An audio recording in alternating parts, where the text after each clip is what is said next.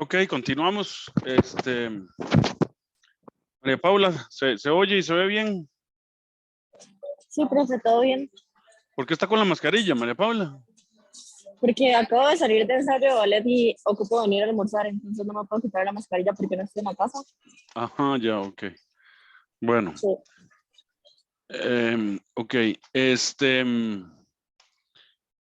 Acuérdense que estábamos en el problema 8.3, ¿verdad? Entonces es una red que tiene todas esas cosas. Entonces estamos calculando el factor de potencia, la potencia aparente, la potencia promedio y los voltioamperios reactivos, la potencia reactiva en cada una de las ramas. Vamos por el motor, que ya lo hicimos, y ahora vamos, entonces, continuación, problema 8.3. Ok, entonces, decimos la carga capacitiva.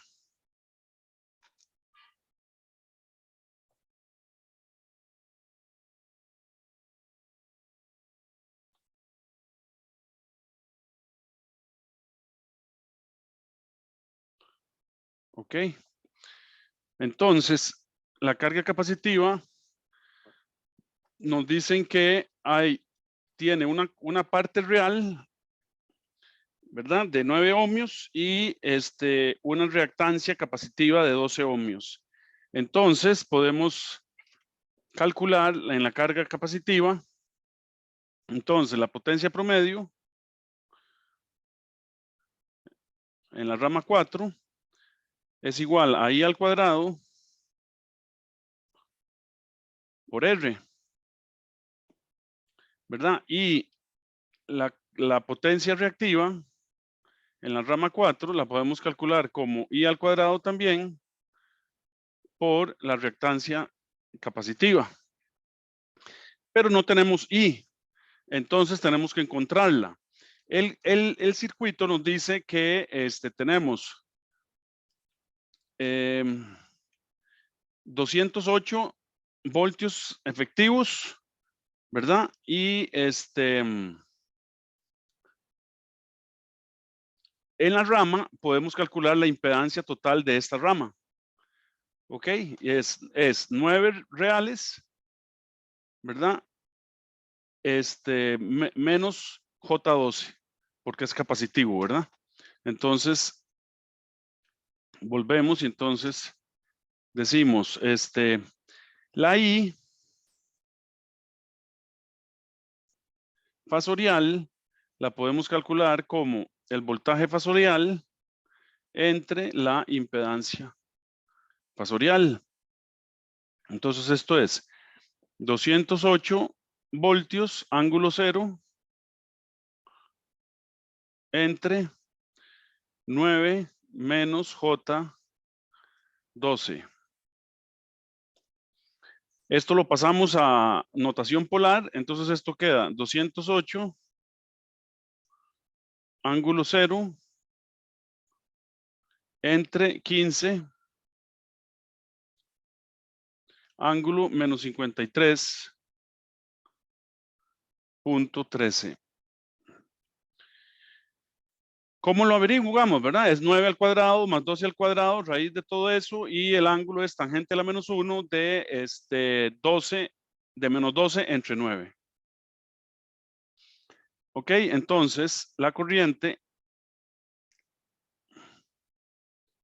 es 208 entre 15, que da 13.96, no, perdón, 13.86 y ángulo 53.13.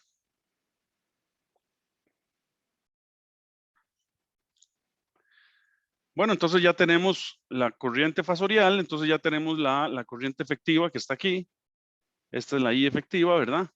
Entonces podemos trabajar las potencias. Entonces esto implica que la potencia 4 promedio va a ser entonces I al cuadrado por la resistencia, por el elemento resistivo. Entonces esto es la corriente efectiva 13.86 al cuadrado por la resistencia, que son 9 ohmios, y entonces esto es igual a 1728.9 watts.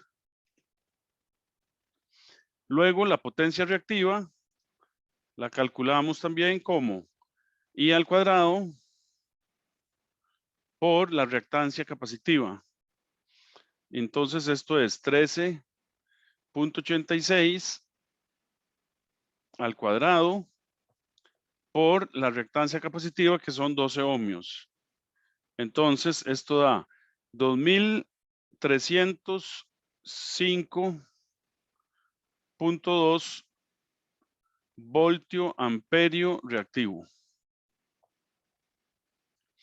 Entonces podemos calcular la potencia aparente en la rama 4 como la potencia promedio al cuadrado más la potencia reactiva al cuadrado raíz de todo esto. Y entonces metemos los datos ahí y lo revisan ustedes. A mí me dio 2881.5 voltio amperio.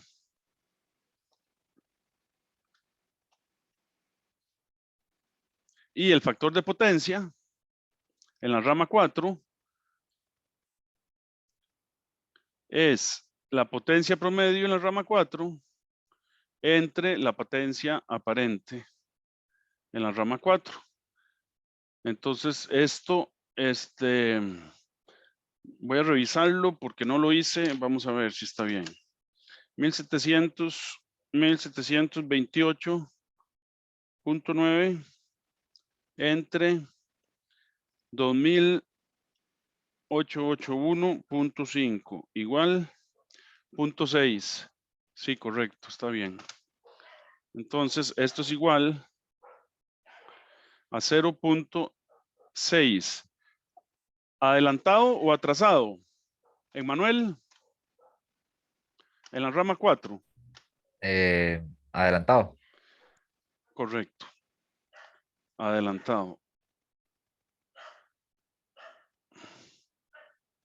¿Verdad? Es una carga capacitiva.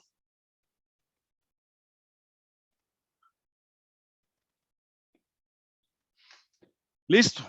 Entonces ya resolvimos cada rama. Entonces, ahora vamos a la pregunta B. Encuentre lo mismo, pero para la red total y trazar el triángulo de potencia.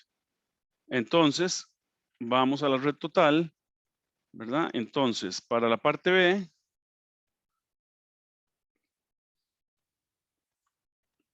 yo enojándome con la pizarrita y era cambio de batería lo que necesitaba el lapicito digital. Ya se la cambié y ya no falla. Ok, entonces la potencia total es igual a la potencia de la rama 1 más la potencia promedio de la rama 2 más la potencia promedio de la rama 3 más la potencia promedio de la rama 4. Sumamos todas esas potencias, ustedes me lo revisan y a mí me dio 13.397.68 watts. Luego, la potencia reactiva total es la potencia reactiva en la rama 1 más la potencia reactiva en la rama 2 más la potencia reactiva en la rama 3 más la potencia reactiva en la rama 4. Y esto es igual a 2078.31 voltio amperio reactivo. ¿Pero es capacitiva o es inductiva? A ver, díganme.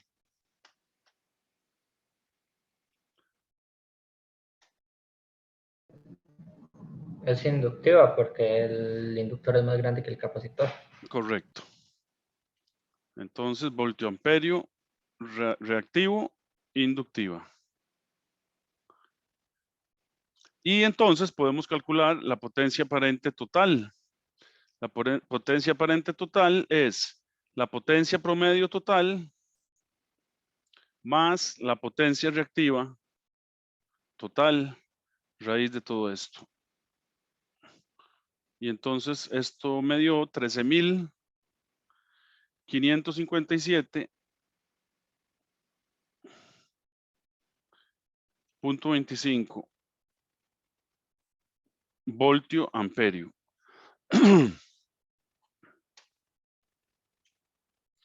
Ok, entonces podemos encontrar el factor de potencia. El factor de potencia entonces de todo el circuito es igual a la potencia total promedio entre la potencia aparente total, y esto da 0.988. ¿Inductivo o capacitivo? ¿Adelantado o atrasado?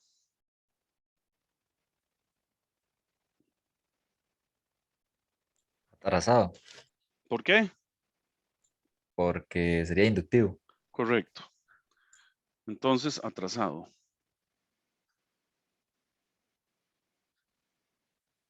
¿Verdad? La carga es inductiva, principalmente.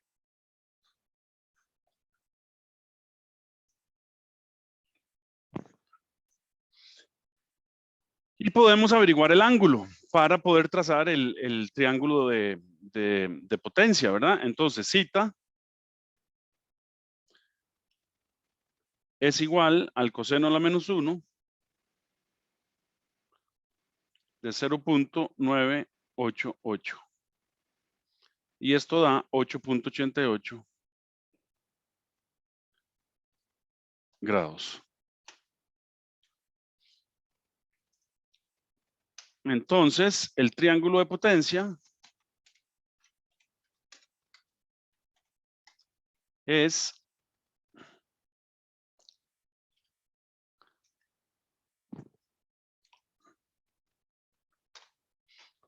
tenemos una potencia total promedio que está por aquí.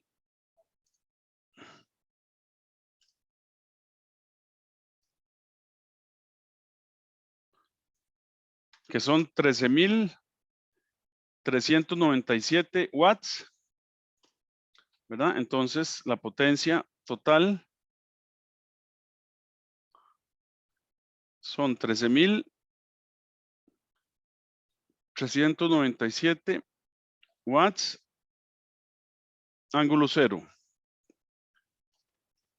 Tenemos luego la potencia reactiva, que es un poquito, son 2.000.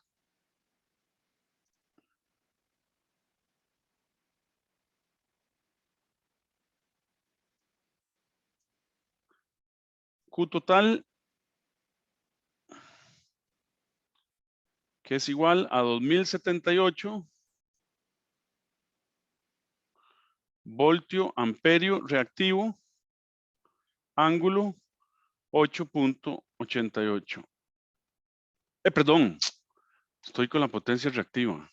Es inductivo, entonces es más 90.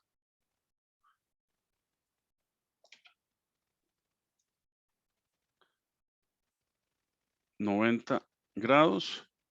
Y la potencia aparente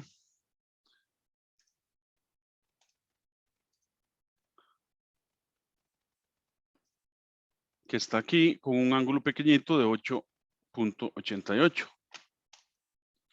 Entonces aquí tenemos la potencia aparente total, que son 13.557 voltio amperio, ángulo 8.88 grados.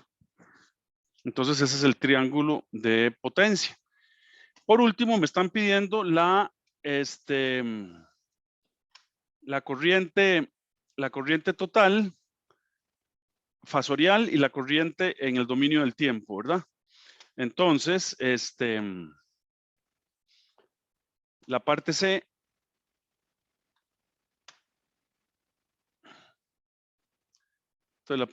vamos a usar valores efectivos. Entonces, con los valores efectivos implica que ese total es igual al voltaje efectivo por la corriente efectiva.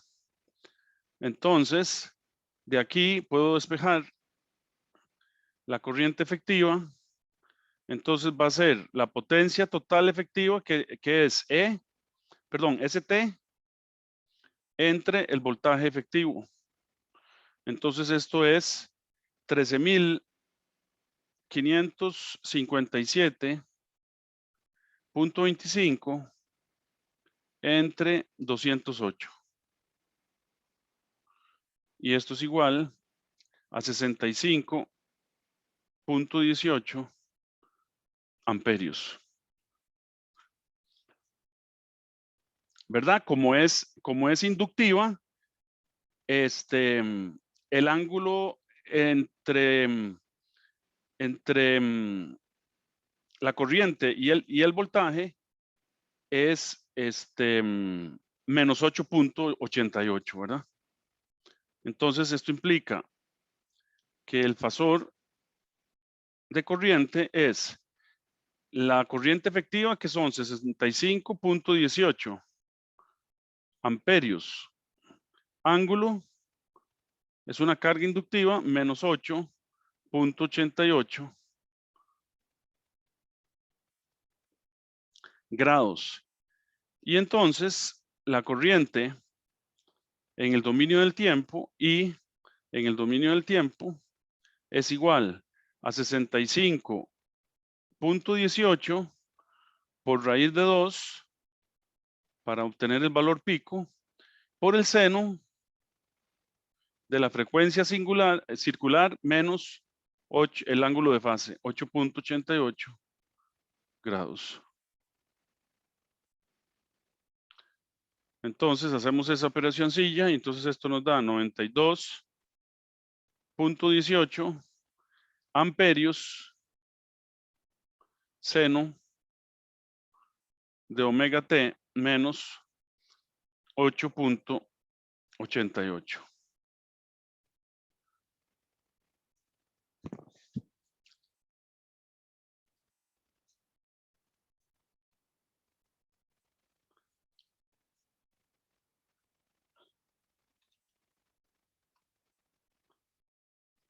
Ok. ¿Alguna pregunta, muchachos? Profe, yo tenía una, ¿por qué da negativo el ángulo ahí de la corriente? Porque es inductiva. Entonces, la corriente va trazada con respecto al voltaje. Entonces, el voltaje le están diciendo que es 208 ángulo cero. Y la corriente tiene que ir 8 grados porque es el ángulo de fase total del circuito. Entonces, la corriente va a menos 8.88. ¿De acuerdo? Ok.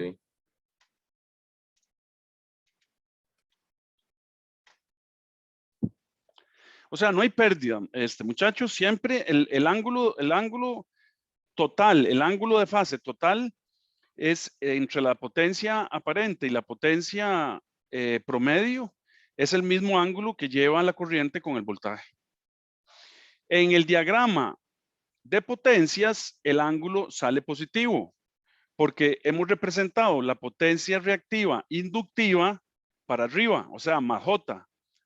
Pero en el diagrama fasorial de la corriente, el voltaje se pone en el eje real, ¿verdad? Porque es 208, ángulo cero, y la corriente viene atrás de ese voltaje en el circuito total a menos 8.88 grados detrás del voltaje, ¿de acuerdo?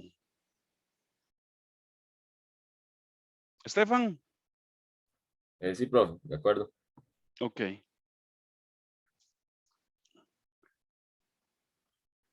Sí, tal vez, digamos, puede enredar un poquito, pero siempre y cuando usted tenga claro que una cosa es el triángulo de potencia, ¿verdad?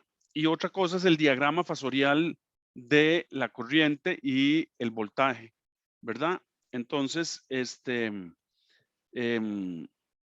son dos diagramas distintos, ¿verdad?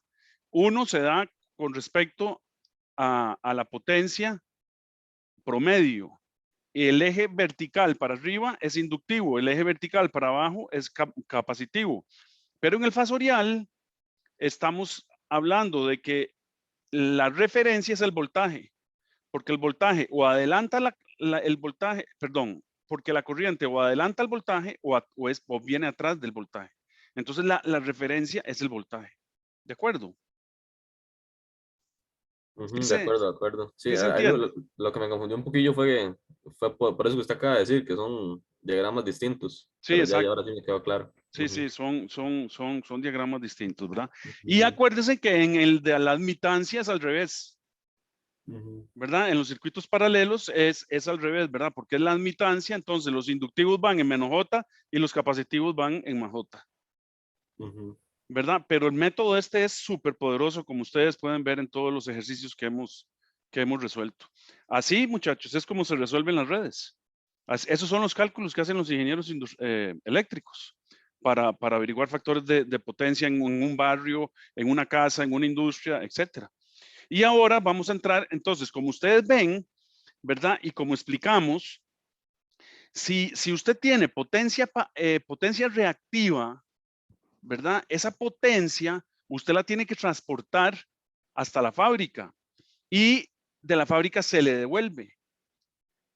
Entonces, está bien, usted no está consumiendo esa potencia porque los elementos inductivos no consumen potencia, ni los capacitivos. Los ideales, ¿verdad? Los reales sí consumen un poquillo de potencia, pero no se toman en cuenta para asunto de cálculos. ¿Ok? Se desprecia. Pero entonces, ¿qué es lo que pasa? Que desde la planta de generación hay una fábrica en Tres Ríos que le está diciendo a la planta de generación, no, de ahí mándeme potencia reactiva porque yo tengo un factor de potencia de 0.6. No, ¿qué es eso? Usted tiene que corregir ese factor de potencia. Yo no puedo estarle mandando potencia reactiva para allá y para acá, para allá y para acá, porque a través de los conductores tengo una gran pérdida y nadie me está pagando esa pérdida. Entonces, si usted no me corrige el factor de potencia, yo le cobro y le pongo una multa. Y eso es lo que hacen. No lo hacen con las casas, no lo hacen con los barrios, no lo hacen con las residencias, ¿verdad? Con las escuelas tampoco lo hacen. Con las universidades, no sé si las universidades ya sí lo hacen, porque he visto capacitores en el edificio nuevo de ingeniería industrial allá, en el ¿cómo se llama? En el centro de carga, que está ahí a la entrada de los laboratorios nuevos. Ahí he visto condensadores, o sea, capacitores, tal vez ya lo están pidiendo. Entonces, tienen que compensar. Eso es lo que se llama compensar. Acuérdense que vimos que el elemento inductivo es un seno, la potencia que pide y que devuelve. Y el elemento capacitivo es un menos seno. Entonces, si usted tiene eso a la vez, la planta generadora de allá, el resultado es que no le está mandando carga reactiva, o sea, potencia reactiva. Entonces no está teniendo esa pérdida en la línea, porque inmediatamente en todo el sistema se cancela. Entonces la potencia reactiva total es 0. Entonces la planta generadora no pierde y no le cobran la multa. ¿Ok? Usualmente las plantas generadoras le piden a las industrias un factor de potencia cercano a 90 y pico. Creo que tiene que ser mayor de 90. Bueno, eso hace unos años. Yo no sé si ahora están pidiéndolo 98, ¿verdad? O algo así. Podría ser interesante que lo busquen en las tarifas del ICE. Sí, tal vez se los pongo de tarea. Bueno, ok, sigamos. Entonces, ¿cómo hacemos entonces para en nuestra planta corregir el factor de potencia y que no nos cobren ese multón? ¿Verdad? Acuérdense que pusimos el caso de en punto, con un factor de potencia de 0.6, hay una multa del 40%. Entonces, la fábrica no consume $2,000, que fue el ejemplo que yo les puse hoy hace 8, sino que la fábrica puede consumir $100,000. Y el 40% de $100,000 son $40,000. Entonces no va a pagar $100,000, sino que va a pagar $140,000. Entonces, por supuesto, las empresas se cuidan mucho de compensar el factor de potencia. ¿Ok? Para no estar haciendo viajar inútilmente potencia de la planta generadora a la industria y de la industria a la planta generadora. Ok, entonces ponemos punto 7. Corrección del factor de potencia.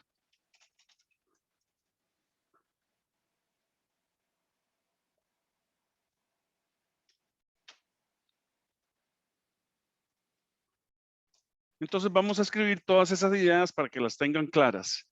Decimos, las plantas de generación eléctrica tienen muchas pérdidas en las líneas de transmisión que crecen con el cuadrado de la corriente de acuerdo a la siguiente fórmula.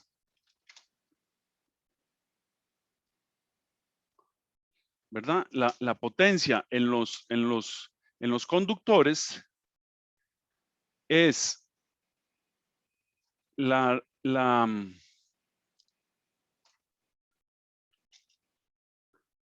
potencia en los conductores es I al cuadrado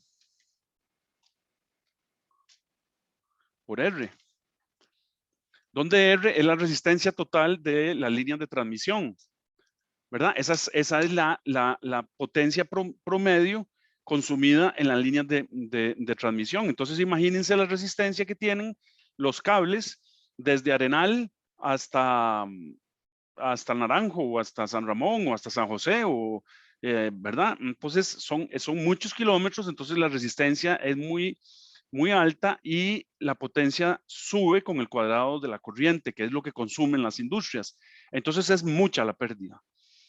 Entonces, decimos, de modo que a más corriente, más pérdidas. Esto hace que se tenga que hacer eficiente el uso de la energía en las plantas industriales, minimizando la potencia aparente.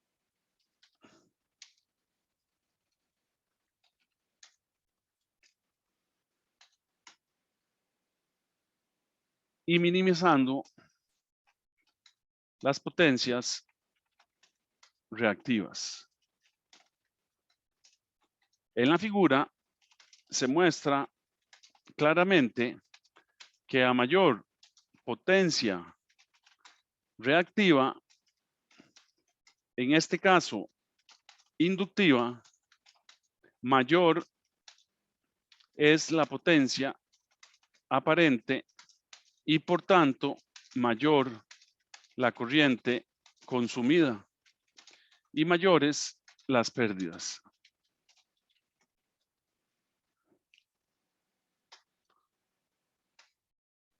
¿Qué es lo que estamos diciendo? Pues esto, vean qué sencillo que es. Si tenemos aquí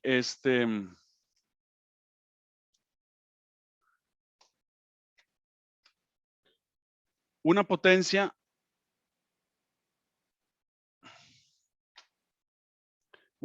promedio, ¿verdad? Y originalmente digamos que tenemos una potencia reactiva pequeña.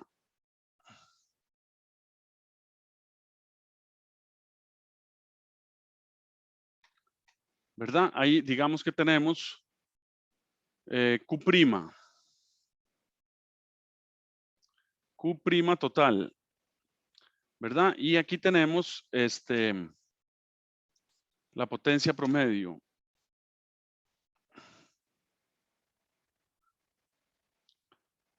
Total. Entonces, en este caso, la potencia aparente es casi igual a la potencia promedio, ¿verdad? Este es S'. Pero ¿qué es lo que pasa si instalamos más cosas en la fábrica inductivas y la fábrica, digamos, empieza a crecer y no se compensa esta Q total sin prima? Pues que la potencia aparente va a ser mayor.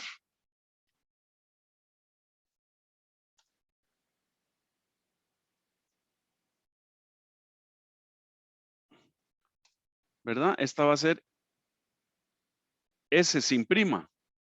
Entonces, en el primer caso tenemos zeta prima, que es pequeño, pero en el segundo caso vamos a tener zeta sin prima, que ya es más grande. Entonces, la corriente, es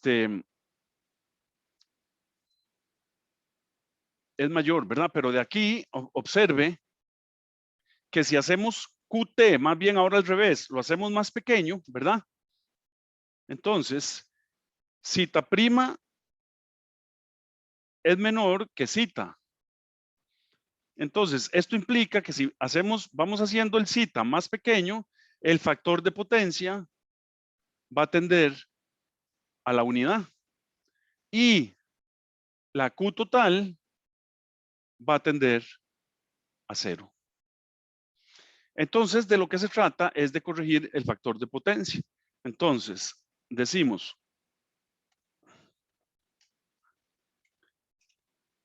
nótese que reduciendo la potencia reactiva inductiva, se reduce la potencia aparente.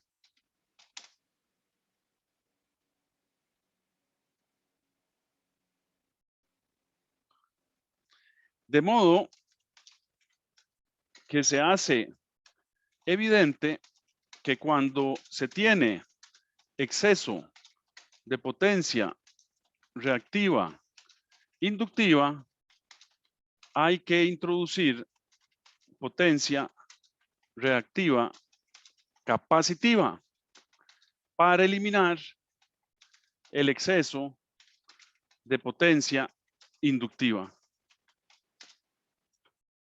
Claramente se ve que reducir la potencia aparente equivale a hacer tender el factor de potencia a la unidad. O sea, a que el ángulo del factor de potencia sea 0. Para lograr un factor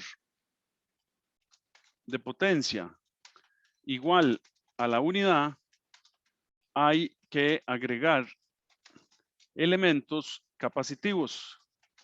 Y a este proceso se le conoce como corrección del factor de potencia.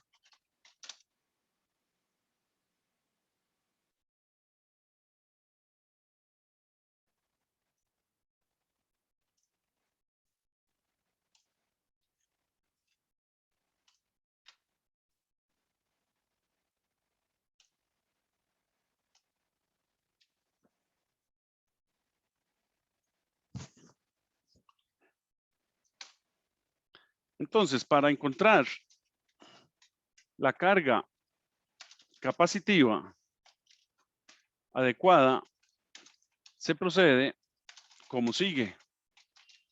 La admitancia total de cualquier circuito o red es, ¿verdad? Vamos a tener que la admitancia total de cualquier red o circuito es la admitancia resistiva más la admitancia inductiva más la admitancia capacitiva.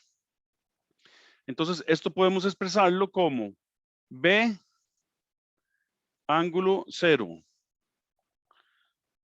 más BL ángulo, acuérdense que aquí es al revés, menos 90, más BCE ángulo más 90.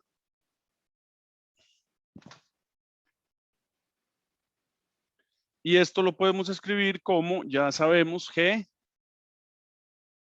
más J por BC menos BL.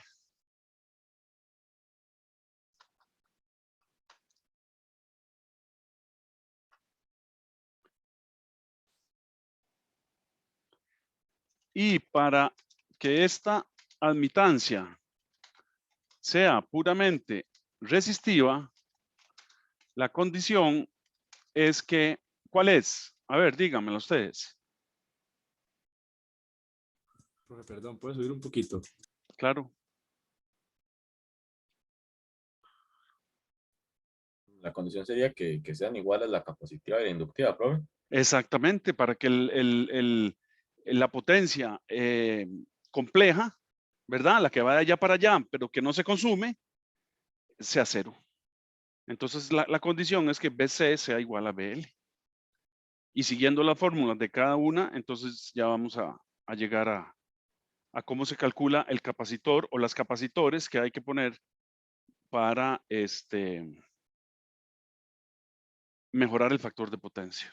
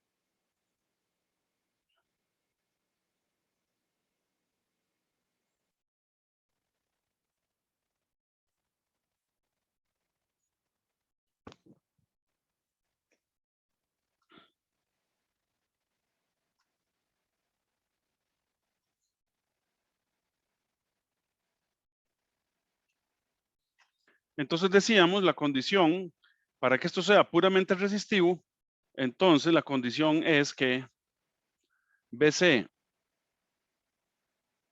menos BL sea igual a 0. O sea, que BC tiene que ser igual a BL. Y BC y BL son los inversos de la reactancia capacitiva e inductiva. Entonces esto implica que 1 sobre XC tiene que ser igual a 1 sobre XL. Lo que implica que XC es igual, tiene que ser igual a XL.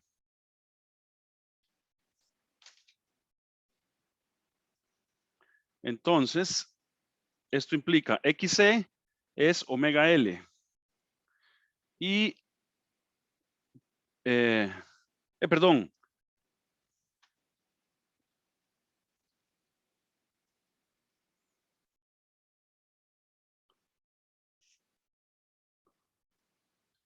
XC es 1 sobre omega C. Y XL es omega L. Entonces, de aquí implica que el capacitor que hay que poner es igual a 1 sobre omega cuadrado por la inducción total.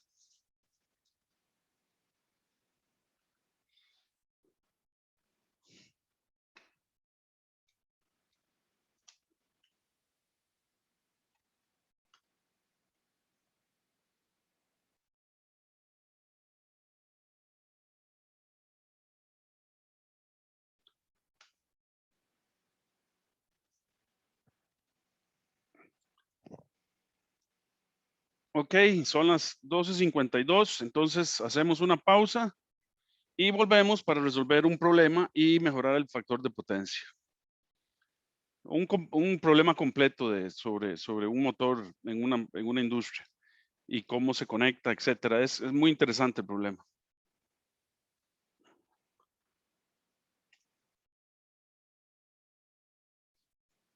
¿Alguna pregunta? Kevin, No, profe. ¿sí le quedó claro todo? Sí. Luz Adriana, Todo claro, profe. ok. Luis Alonso, De momento creo que todo bien, profe. ok. ¿Y Sofía Ramírez? Todo claro, profe. Bueno. Ok, entonces vamos a hacer la pausa. Yo les aviso cuando empezamos la última clase, la clase 3. Nos vemos.